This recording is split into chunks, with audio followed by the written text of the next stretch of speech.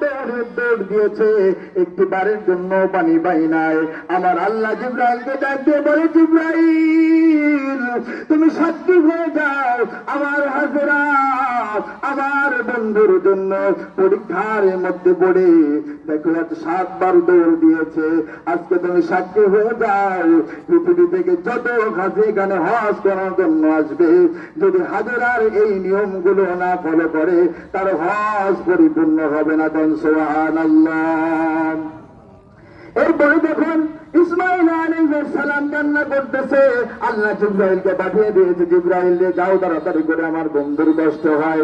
জিবরাইল আলাইহিস সালাম সঙ্গে সঙ্গে চলে এসেছে, তার একটি গুহা থেকে এক ডাক দিয়ে বলতেছে, হাজরা তোমার কি সমস্যা তুমি বলো। হাজরা বলতেছে আমার পানি দরকার, আমার সন্তানটা কান্নাকাটি করে। এরপরে হাজরা আলাইহিস সালামকে বলতেছে আপনি চলে যান।